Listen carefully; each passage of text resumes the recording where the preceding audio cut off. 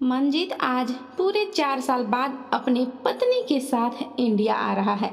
एक छोटे से शहर में उसके मम्मी पापा का घर है और गांव में भी कुछ खेत खलिहान है। बाबूजी तो अब स्वर्गवासी हो गए हैं, लेकिन उस घर में अभी अम्मा रहती है। पक्के का 2 मंजिला घर बना हुआ है और अम्मा बेचारी अकेली रहती है।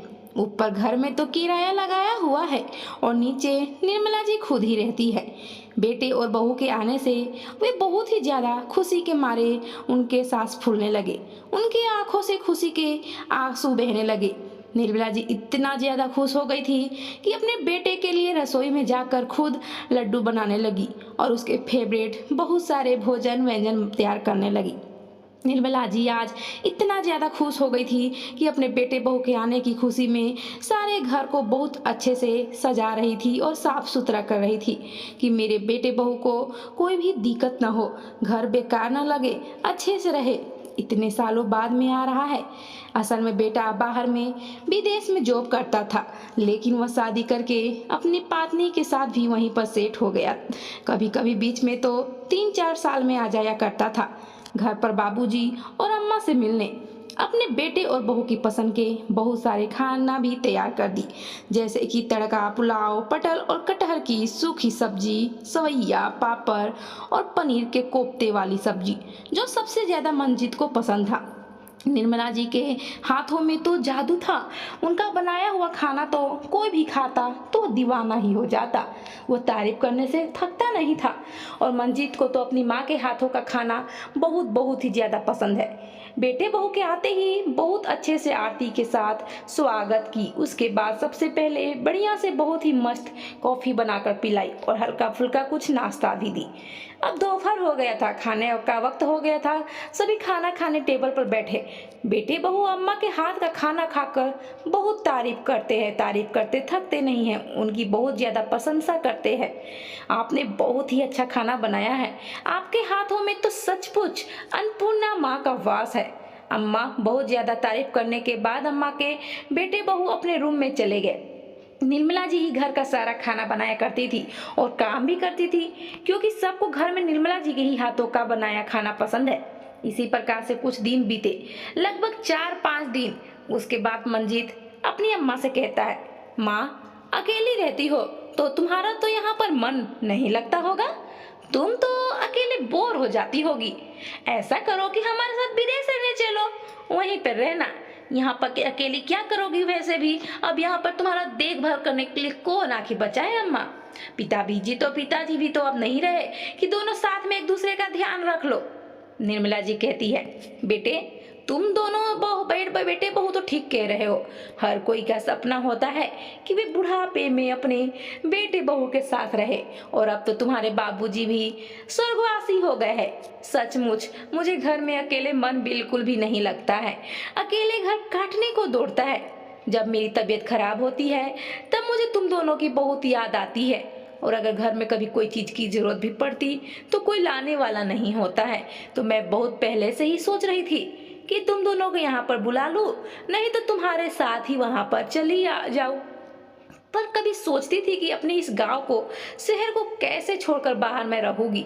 वहां पर का तो खान पान भी बहुत अलग होता होगा, मैं वहां पर कैसे एडजस्ट कर पाऊंगी बेटा।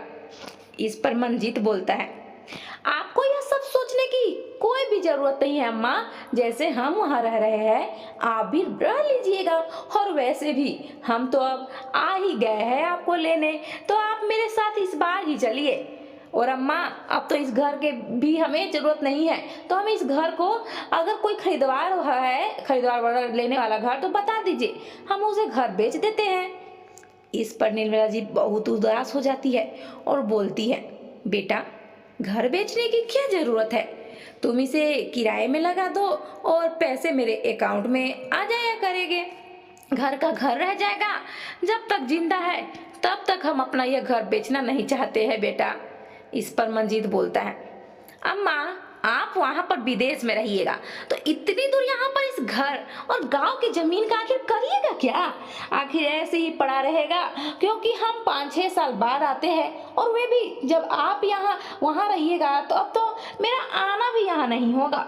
कोई भी जमीन खरीदने वाला है आपकी नज़र में हो तो जिससे ज़्यादा मुनाफा हो तो बता दीजिए, हम उनसे घर बेच देते हैं। और वैसे भी अकाउंट में पैसे डालना सभी को नहीं आता है, और कौन इतनी फालतू का टेंशन उठाए।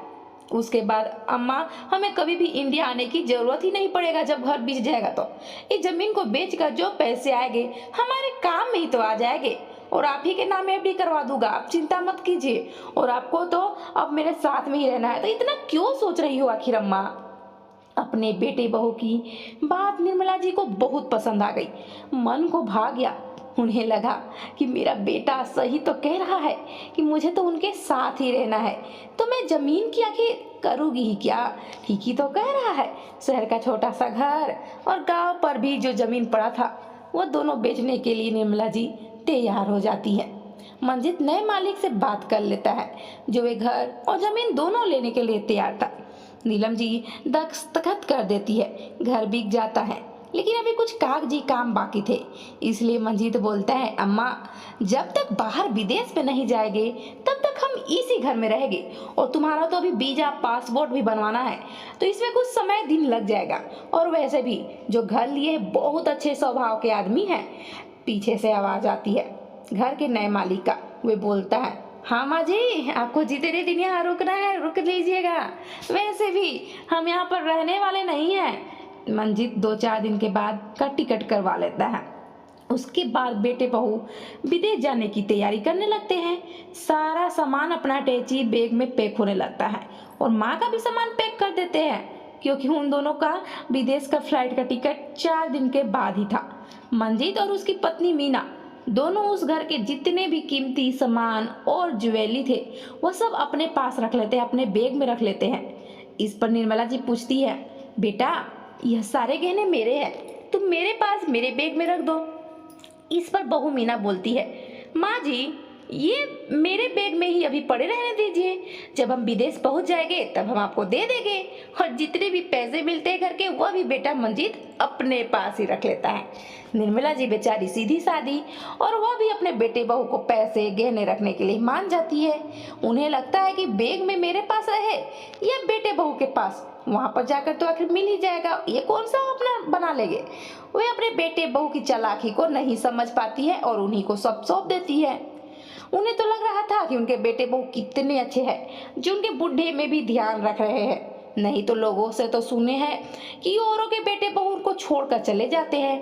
निर्मला जी को अपने बेटे बहू पर बहुत गर्व हो रहा था। निर्मला जी अपने बेटे बहू के बारे में बहुत अच्छा सोच रही थी मन में।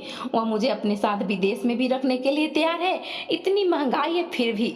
नहीं तो औरों के बेटे बहू तो गाँव में ही छोड़ देते हैं और एक बार भी देखने फिर कभी मुड़ के नहीं आते हैं। चलो कोई बात नहीं, मेरा तो बुढ़ापा अच्छे से कट जाएगा, औरों की तरह नहीं। अब हमें किसी बात की चिंता नहीं है। वैसे भी मेरे बेटे बहू इतने लायक जो मिल गए, विदेश जाकर भी अपने संस्कार नहीं भूले हैं। थोड़ी देर में मंजीत आकर बोलता है, अम्मा अम्मा, आपका भी पासपोर्ट बन ही गया है, तो मेरे साथ ही चलिए। सभी तीनों एयरपोर्ट पर पहुंच जाते हैं। एयरपोर्ट पहुंचने के बाद मंजीत अपनी अम्मा से कहता है, अम्मा, तुम कुछ समय चेयर पर वेटिंग रूम में बैठ जाओ, मैं अंदर से टिकट चेक करवा कर आता हूँ। वहाँ पर निर्मला जी बैठ जाती है वेटिंग रूम में। निर्मला बेचारी भोली भाली, वह भी अपने बेटे के बातों पर वहीं पर वेटिंग रूम में बैठ गई। बेटा मंजीत और अपनी पत्नी और सारा सामान लेकर अंदर टिकट चेक करवाने के बहाने चला जाता है, भाग जाता है। निर्मला जी यह सब ध्यान नहीं देती है कि बच्चे अपने बैग भी लेकर साथ में गए हैं। बस निर्मला जी बैठकर अपने बेटे बहू का इंतजार करने लगती है।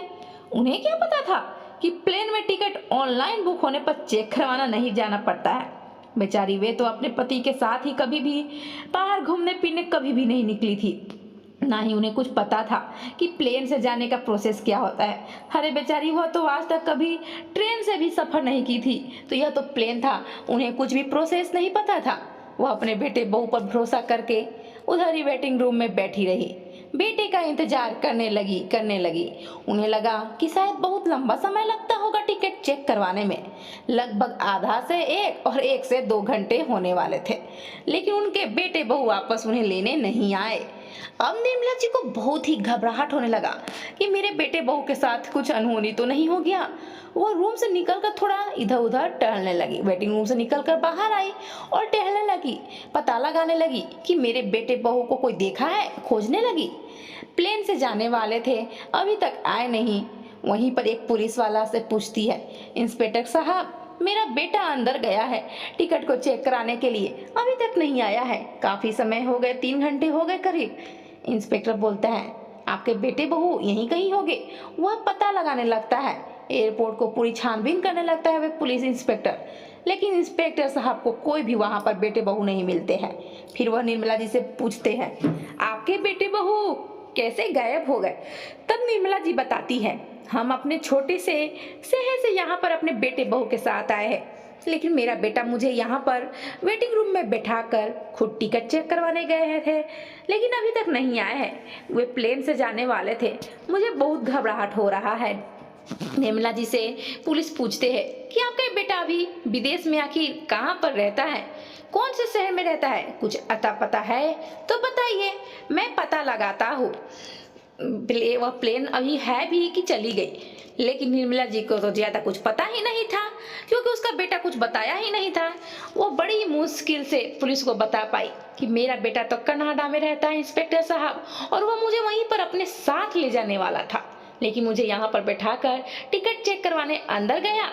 पुलिस वाला सारा माजरा समझ जाता है कि बेटे बहू इस बुढ़ी अम्मा को धोखा दिए हैं।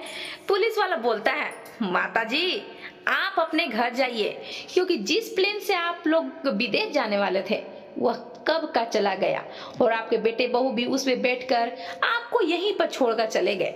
लेकिन निर्मला जी को पुलिस की बातों का थोड़ा सा भी विश्वास नहीं कर रही थी, क्योंकि इतना प्यार करने वाला बेटा बहू अपने माँ को कैसे छोड़ के जा सकते हैं। इसलिए इंस्पेक्टर साहब की बातों पर विश्वास नहीं की। लेकिन अब बैठे बैठे रात होने वाला था, लेकिन बेटे बहू नहीं आए, इसलिए अब तो पुलिस की बातों पर सचमुच यकीन होने लगा था निर्मला जी को। बेटे बहू मुझे छोड़कर विदेश चले गए। उनकी आंखों में आंसुओं की धारा बहने लगी थी। वह धीरे धीरे अपने एक झोले वाली बैग उठाई और अपने शहर की ओर चल जाती है।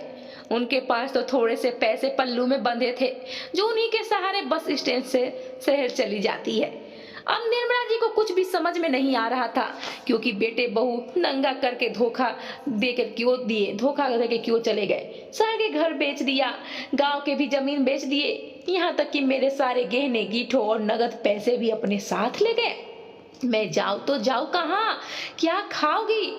मैं तो थोड़ी समय पहले ही अपने अच्छे भविष्य के सपने देख रही थी कि मेरे बेटे बहू कितने अच्छे हैं और कितने तरह नहीं है औरों की तरह, लेकिन यह मेरे बेटे बहू तो और भी ज्यादा गिरे हुए हैं, धोखा दिए हैं, वे भी अपनी अम्मा को। निर्मला जी बहुत दुखी परेशान हो रही थी, उनको कुछ समझ में नहीं आ रहा था। लेकिन आखिर वह बेचारी क्या करती, अपने उसी घर के पास, शहर वाले घर के पास जाती है और घर के सामने ही पेड़ के नीचे बैठकर खूब रोने लगती है। शाम का वक्त था, रात होने वाला था, और अपने पति को याद करती है और कहती है, देखो जी देखो, आज हमारा बेटा हमारे साथ कितना बड़ा छल किया है, धोखा दिया है, चालाकी अपनी पत्नी के साथ मिलकर किया, मेरे सारे जमीन जायदाद और पैसे सब हड़प लिए और मुझे इसकी भनक तक नहीं लगी। अब मैं कहाँ रहूंगी, कहाँ जाऊंगी, इस उम्र में मुझे कौन सहारा देगा?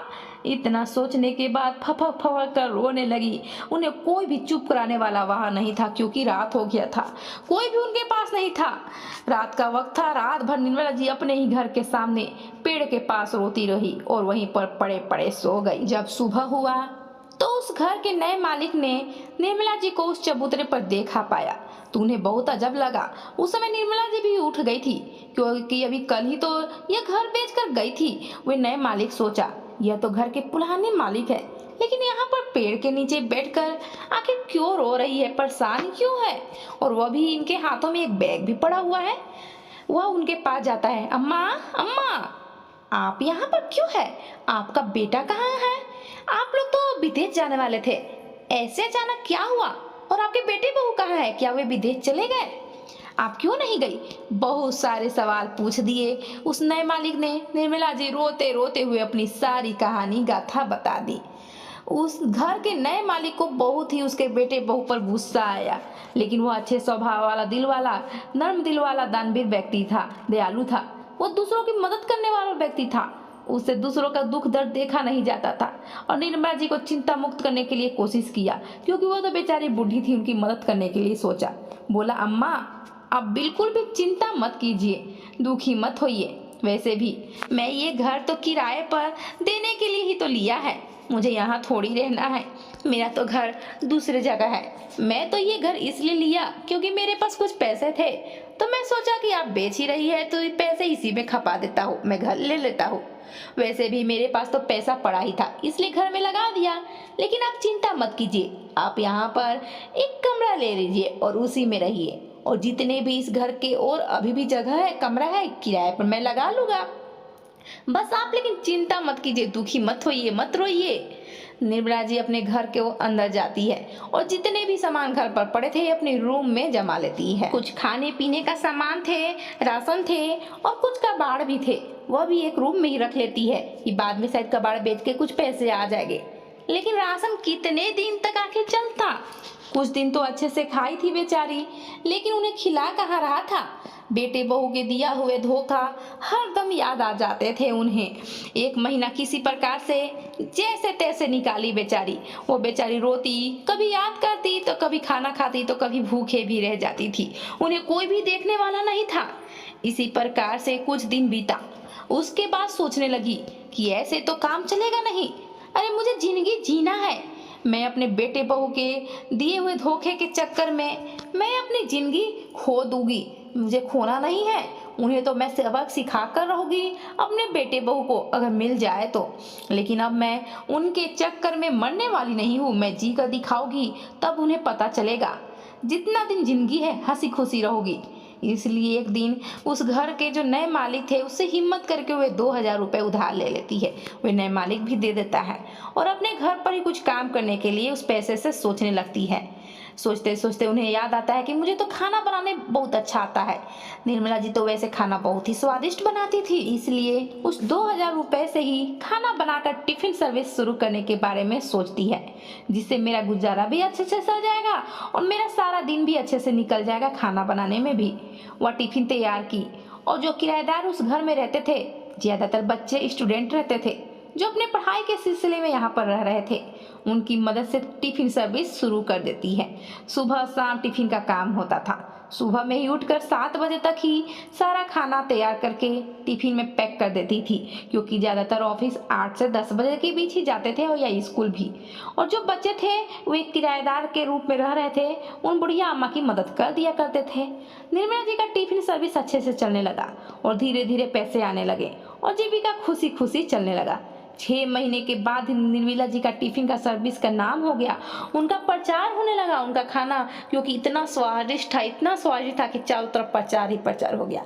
निर्मला टिफिन बहुत ही अच्छा है, बहुत ही अच्छा है। कोई भी अब निर्मला टिफिन ही मंगवाना चाहता था। सभी लोग जो निर्मला टिफिन के बारे में जानने लगे, वो निर्मला टिफिन ही ऑफिस के समय लंच या जिसे जरूरत था वो मंगवाने लगे। निर्मला जी टिफिन सर्विस का नाम भी अपने नाम से ही रखी थी। शुरू में तो निर्मला जी को 20 से 30 टिफिन सर्विस काम शुरू की थी, लेकिन आज टिफिन सर्विस वर्कर के 800 हो गए हैं। अब तो इस काम के लिए 4 लड़कियां भी रख ली जो उसी शहर की थी। वे उनके खाना बनाने में सहायता करती थी। अब तो निर्मला जी के पास खूब पैसे ही पैसे थे, क्योंकि टिफिन का बिजनेस बहुत अच्छे से चल रहा था। उनका खूब नाम हो रहा था, शहर में भी और शहर के अगल बगल गांव में भी। चारों तरफ चर्चा ही चर्चा था कि 75 साल की एक अम्मा जो टिफिन की सर्विस करती है, बहुत ही टेस्टी और साफ सुथरा खाना बनाती है, बहुत लजीज खाना बनाती है, वो इस उम्र में पैसे कमा रही है। यह बात सरकार को जब मालूम हुआ तो सरकार उन्हें सम्मानित करने के लिए सोचा, क्योंकि इस उम्र में भी कुछ काम करना बहुत ही गर्व की बात है। सरकार के द्वारा निर्मला जी को बहुत ही मान सम्मान और सम्मानित किया गया और उन्हें सरकार की तरफ से बहुत ही बड़ा घर भी दिया गया और उनके एक दुकान भी टिफिन सर्विस के लिए सरकार द्वारा दिया गया। उधर मंजीत को कुछ वजह के कारण विदेश में उसकी नौकरी चली जाती है। बेचारा बेरोजगार हो जाता है, जिसके कारण विदेश में अब उसके खर्चे अब नहीं चल पाते हैं। वह विदेश में एक पल भी टिक नहीं पाता है, क्योंकि वहाँ पर खर्चे बहुत होते हैं। वहाँ पर पैसे ही नहीं है उसके पास थे। जो पैसे थे वे अपने माँ से हड़प को जो ले गया था, उससे कुछ महीने तक तो वह विदेश में रह लेता है। लेकिन अब क्या करता, इसलिए वह अब अपने देश इंडिया वापस आना चाहता था। इंडिया वापस आने के बाद वह सीधे अपने ससुराल यानी कि अपनी पत्नी मीना के घर पर ही रहता है। लेकिन उसको अचानक एक दिन पता चलता है कि उसकी माँ, उसकी अम्मा टिफिन सर्विस करती है और उनका उनका बहुत ही अच्छा बिजनेस चल रहा है, रुतबा है, वह करोड़ों में खेल रही है, बहुत पैसे ही पैसे हैं अब अम्मा के पास। उनको तो सरकार के द्वारा भी सम्मानित किया गया है और बहुत सारे सरकार की तरफ से भी इनाम मिला है, घर दुकान सब इनाम में मिला है। उनका हर तरफ नाम ही नाम है। अब मंजित सोचने लगा कि मेरे पास तो अब न नौकरी है और न घर, माँ के पास ही जाता हूँ। माँ तो माँ होती है, क्योंकि इंडिया आए मुझे 1 से 1.5 महीने हो गए, लेकिन मुझे अभी तक कोई भी नौकरी नहीं मिल पा रहा है। मंजित अपनी पत्नी मीनू के साथ तुरंत भागकर तुरंत अपनी अम्मा के पास आता है। जब अमीर होने की खबर सुनता है तब बेटा और बहू आते हैं, नौटंकी शुरू करते हैं। मुझे माफ कर दो अम्मा, हमसे बहुत बड़ी गलती हुआ है। हम पैसों के लालच में अंधे हो चुके थे, जिसकी सजा हम माफी तो नहीं है, लेकिन फिर भी आप तो अम्मा हैं, मुझे माफ कर दो। माँ तो माँ होती है। मैं बहुत दुखी हूँ, बहुत परेशान हूँ। जो गलती की थी उसकी सजा मुझे मिल गया है। अम्मा प्लीज मुझे माफ कर दो। अम्मा मुझे उस समय कुछ भी समझ में नहीं आया और गलती कर बैठा। मैं सोचा आपकी तो बुढ़ापा कैसे भी कट जाएगा, आप कहीं भी जाकर रह लीजिएगा, वृद्धाश्रम चली जाइएगा। इसलिए मैं आपकी सारी जमीन, पैसे और गहने लेकर विदेश आपको यहीं पर छोड़कर भाग गया। मैं बहुत पछता रहा हूँ। मुझे मेरी गलती की सजा भगवान दे दी है, हमें माफ कर दीजिए। बहुत गिड़गिड़ाने लगा। अम्मा बहू बेटे दोनों अपने मगरमच्छ के आंसू बहाते हुए माफी मांग रहे थे अम्मा के सामने। एकदम से निर्मला जी अपने बेटे बहू को देखकर तो दंग रह गई और इस प्रकार से आते ही नौटंकी करना, अपनी गलती की माफी मांगना, वह गलती नहीं, वह तो पाप था और पाप की माफी थोड़े होती है, वह मन में सोच रही थी। फिर एकदम से कड़क आवाज में चिल्लाते हुए बोली, अरे तुमने अपना कभी भी 1 रुपया भी नहीं दिया, हरदम बाप का तो फिर माँ का लेकर भाग गया, वे भी इस बुढ़े उम्र में छोड़कर भाग गया। जिस उम्र में माँ बाप की सेवा करना चाहिए था उस समय मुझे तुम कंगाल करके भाग गए। मेरे पास तो 1 रुपया भी नहीं था, मेरा विश्वास थोड़ा था, मुझे धोखा दिया है। मैं तुम्हें कभी बर्दाश्त नहीं करूंगी, मैं कभी तुम्हें माफ नहीं कर पाऊंगी। तुम मुझे इस शहर में, इंडिया में अकेले मरने के लिए छोड़ दिए थे, वे भी मेरे सारे पैसे लेकर। अरे अपना नहीं देना था तो तुम मत देते, हम तो मांगने भी नहीं गए थे, लेकिन मेरी सारी जमा पूंजी भी लेकर भाग गए, मेरे जीने का साधन तक नहीं छोड़े। इतना बड़ा प्लान बनाए थे तुम दोनों मिलकर और मुझे कुछ खबर भी नहीं था। यही नहीं सोचा कि अगर मैं बूढ़ी माँ को यहाँ पर छोड़कर जा रहा हूँ तो वो शहर में आएगी भी तो कहाँ रहेगी। इतना बड़ा चाल चला, धोखा दिया, छल किया, कपटी। मुझे धोखा जब देना ही था तो मुझे यहीं पर बता देते, तुम बता देते, मुझे एयरपोर्ट पर ले जाकर इस प्रकार से छोड़ने की क्या जरूरत थी। मैं दिन भर वहीं पर तुम्हारा इंतजार करते रही, कब मेरा बेटा आएगा, लेकिन मुझे विश्वास ही नहीं हो रहा था कि मेरे बेटे बहू मेरे साथ ऐसा सलूक करेंगे, मुझे ऐसे धोखा देकर भाग गए हैं। इस पर मंजित और मीना मगरमच्छ के आंसू बहाते हुए बोलते हैं, अम्मा जो हो गया सो हो गया, मुझे माफ कर दो, हमसे बहुत बड़ी गलती हो गया। जो गलती किया उसकी सजा भगवान हमें दे भी दी है अम्मा। हम साल भर से हमें नौकरी चला गया है और मैं पैसों के लिए मोहताज हो गया हूँ। अब तो मेरे बच्चे भी हैं, मुझे पैसों की बहुत जरूरत है अम्मा, लेकिन नौकरी भी नहीं मिल पा रहा है। वैसे भी माँ तो माँ होती है, आप तो मुझे माफ कर ही दी होगी, क्योंकि आप बच्चे लोग को तो माँ माफ कर ही देती है और आपको तो अब सरकार की तरफ से इतना बड़ा घर मिला है, तो आप मुझे इस घर में रहने दीजिए। आपका बिजनेस भी तो अच्छा से चल ही रहा है, आप अच्छे से पैसे कमा रही हो, तो मुझे और मेरे बाल बच्चे पत्नी को कुछ अब यहीं पर अब हमेशा के लिए रहने दीजिए। अब मिलजुल कर इस घर में हंसी खुशी रहेंगे, धीरे धीरे कुछ नौकरी ढूंढ लूंगा, खुशी खुशी फिर से हम रहने लगेंगे। लेकिन निर्मला जी को यह बात बिल्कुल भी पसंद नहीं आया। वह बोली, अरे मैं तुमको कब माफ कर दी हूँ, मेरे घर में घुसने की तो बिल्कुल कोशिश भी मत करना, तुम कौन हो? मैं तुम्हें नहीं जानती हूँ। अरे मेरा बेटा तो उस दिन ही मर गया था जिस दिन मुझे वह एयरपोर्ट पर ही छोड़कर भाग गया, मुझे धोखा दिया था। मैं किसी प्रकार से एयरपोर्ट से घर आई और किस प्रकार से रात गुजारी हूँ मैं ही जानती हूँ। उस समय तो मैं सह गई, लेकिन अब मुझसे सहने की शक्ति बिल्कुल भी नहीं है मेरे में। अरे मेरी उम्र के तो कम से कम लिहाज किए होते, रख लिया होता कम से कम लिहाज। कोई पराया भी होता तो इस प्रकार से धोखा नहीं देता। तुमसे अच्छा तो यह नए किराएदार है जो मुझे एक कमरा ऐसे ही मुफ्त में रहने के लिए दे दिए। तुमसे अच्छा तो इसे ही अपना बेटा समझ लूंगी। मेरी जिंदगी पार हो जाएगा। उस दिन यही मेरे सहारा बने थे। और वैसे भी तुम्हें जो करना है तुम करो। मैं पराइयों से कोई भी वास्ता नहीं रखना चाहती हूँ। तुम्हें नौकरी ढूंढना है नौकरी ढूंढो, तुम्हें जो करना है करो, लेकिन मैं अपने घर में तुम्हें नहीं रख सकती हूँ, सलाह नहीं दे सकती हूँ, और अपना 1 रुपया भी तुम्हें नहीं दूंगी। क्योंकि आज मैं जो भी हूँ, जो भी पैसे मेरे पास है, फिर से अपना खड़ा किया हूँ। तुमने तो मेरा सारा धन दौलत सब छीन लिया था। मेरे पास तो 500 रुपए भी तुमने नहीं छोड़ा था। बस इसी तरह 40 रुपए थे जिससे मैं यहाँ इस शहर में फिर से आ पाई थी। और नए किराएदार के मालिक का शुक्रगुजार हो कि वह बहुत ही दयालु है। वो इतने दयालु कि इस प्रकार से मुझे फिर से 2000 3000 रुपए भी दिए, घर में भी शरण भी दिए। नहीं तो कोई भी इस बूढ़ी औरत को देखकर कोई भी उधार नहीं देना चाहेगा। वह सोचेगा यह तो खुद बूढ़ी है, अगर मेरा पैसा लेकर भाग गई या डूब गई, मर उड़ गई तो मेरा पैसा तो डूब जाएगा। लेकिन उस नए मालिक ने मुझे पैसे भी दिए और मुझे एक कमरा भी, घर भी दिया रहने के लिए। आज मैं जो भी हूँ, कुछ कमा रही हूँ, अपने दम पर कमाती हूँ। तुमने तो मेरा सब कुछ छीन लिया था, लूट लिया था, कंगाल बना ही दिया।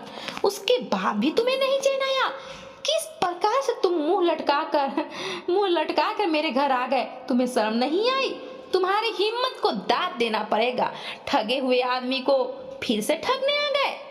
अब मंजीत समझ गया था कि अम्मा पहले वाली अम्मा नहीं रही, वो पिघलने वाली नहीं है। मंजीत अपना उदास सा चेहरा लटकाए अपना सारा सामान और बिब्बी बच्चे को लेकर फिर से अपने ससुराल में ही जाकर रहने लगा। वहां पर ससुराल में ही रहते ही उसे कुछ छोटा मोटा जॉब मिल गया था ढूंढने पर, जिससे उसे वहां पर ससुराल में भी एक रूम मिल गया था। उसका भी ससुराल में किराया देना पड़ रहा था। मीना भी अब ज्यादा भाव मंजीत को नहीं दिया करती थी। उन दोनों की जिंदगी ऐसे ही गरीबी में कटने लगी। दोनों को अपनी गलती समझ गए थे, लेकिन अब पछताने से क्या फायदा। अब कर्म ही गलत किए हैं तो फल तो गलत मिलेगा ही। तो दोस्तों, यह स्टोरी आपको पसंद आई हो तो ज्यादा से ज्यादा शेयर कीजिए, और मेरे चैनल पर नए हैं तो अभी सब्सक्राइब कर दीजिए। कि स्टोरी आपको पसंद आई है तो सब्सक्राइब करना ना भूलिए, और कमेंट करके बतलाइएगा कि यह स्टोरी आपको कैसी लगी। तो मिलते हैं इसी प्रकार की और स्टोरी के साथ, तब तक के लिए धन्यवाद।